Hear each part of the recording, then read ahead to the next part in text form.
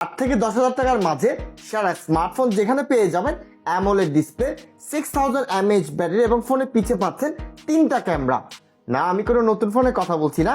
এই স্প্যাক্সের যে কোনো ফোন নতুন মার্কেটে আজকে কিনতে গেলে আপনার 25 থেকে 30,000 টাকা পড়বে, কিন্তু আমি নিয়ে এসেছি আপনাদের সামনে second hand phone Samsung M21। চলেন বিস্তারিত আলাপ করা যাক। আমি কোনো হাবিজাবি এবং স্প্যাক্সের কথা বলে সময় অপচয় করব না, সরাসরি গুড সাইড এবং ব্যাড সাইড নিয়ে আলাপ করব। গুড সাইড নিয়ে আলাপ করি সবার প্রথমে ডিসপ্লেতে এখানে পাচ্ছেন super AMOLED display with 1080p resolution.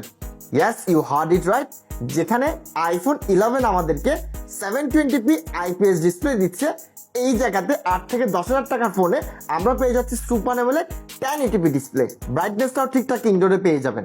Battery life 6000 mAh battery দেওয়া আছে এখানে, যার ফলে খুব সহজে আরামসে আপনি 1.5 দিন ইউজ করতে পারবেন।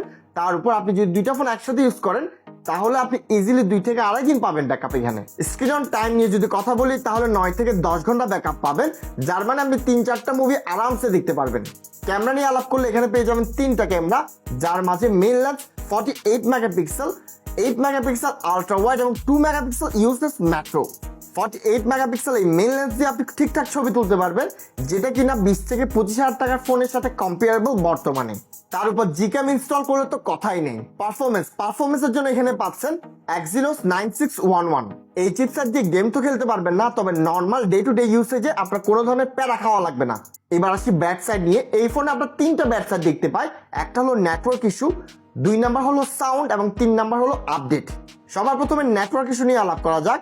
চলন্ত গাড়িতে অথবা বদ্ধ কোনো জায়গায় থাকলে আপনি 100% নেটওয়ার্ক ইস্যু ফেস করবেন, তবে আপনি ওপেন জায়গাতে থাকলে, ওপেন স্পেসে থাকলে আপনার তেমন কোনো ঝামেলা হবে না। এবং আমার মতে আপনার এই কারণে আপনার ফোনটা ক্যান্সেল করার কোনো দরকার নাই। এটা খুবই নর্মাল ইস্যু, কম দামের ফোনের মধ্যে এই ব্যাপারটা এমনিতেই থাকে।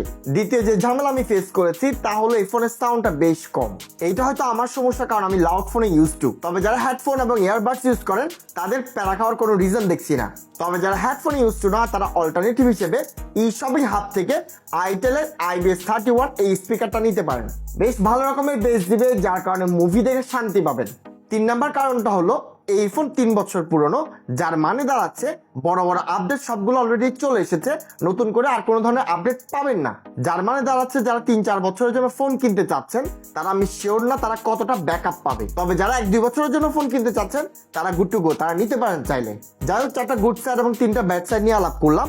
এবার কনক্লুশন টানি, এই ফোনটা কাদের নেওয়া উচিত। দেখেন, 10,000 টাকার ফোন আপনাকে যে পরিমাণ ফিচার দিচ্ছে তা বর্তমানে আপনি কিনতে গেলে 20-25 এমনকি 30 পর্যন্ত লাগতে পারে।